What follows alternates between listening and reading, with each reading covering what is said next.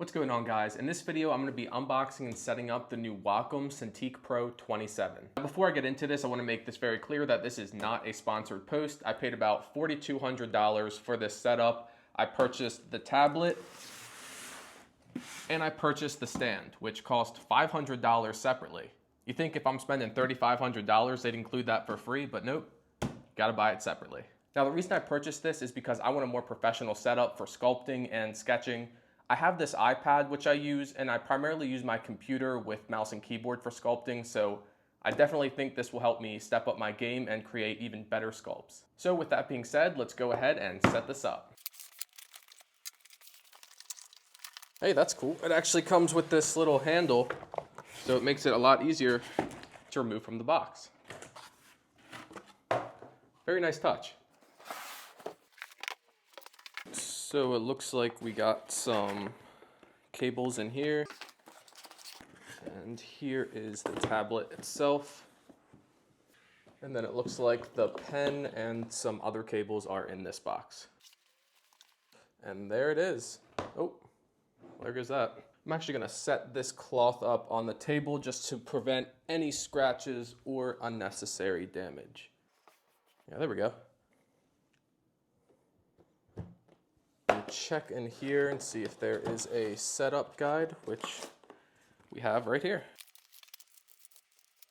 Since I also purchased this stand, I'm going to wait to hook up any of the cables, get this done first, just to make everything a lot easier.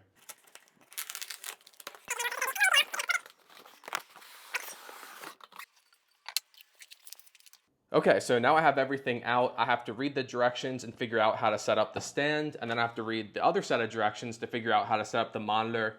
I don't feel like editing 100 different clips in this video of me taking different shots, screwing in each screw, so I'm just gonna be following along with the directions. So to save time on this video and editing, I'm just gonna skip all that, and after this clip, you'll see everything set up. All right, so that was actually way easier than I thought. There was only like 10 screws total. You put like 4 right there, 6 on the bottom, and here is the final product with the stand. Now this is pretty cool because you can push it up like that and that will lock it, or you can slide it down and unlock it, so you can change how this screen is. If you want to bring it down like that and you want a different just way to draw, more comfortable for your setup, you are able to unlock it, lock it, and change the there we go. Unlock it and change the orientation of the screen. So now before I get all the cables hooked up, I'm gonna get it situated on my desk. This is my primary 3D modeling setup. We got the iPad and my monitor. So I need to move some things around to make some room for it. Over here, we have computer setup number 2. Just got some Blender and my MacBook. And then here is computer setup number 3. But in this video, like I said, we're gonna be working with this setup. And as you can see, the state of my office is pretty messy. So I'm gonna have to do some cleaning as well. Okay, so as I'm getting this set up, I realize I put the screen on upside down. So now I have to go back in and flip that around. Okay, now we're good. So now this is a little too high up, so we're gonna go ahead and unlock it. You can actually rotate it like that. Can you rotate it all the way? Okay, no, so it stops like right around there. But I'm gonna lower this so it takes up less real estate on my desk. Let's see, that looks good, and then we'll go ahead and lock it. So yeah, that's looking good.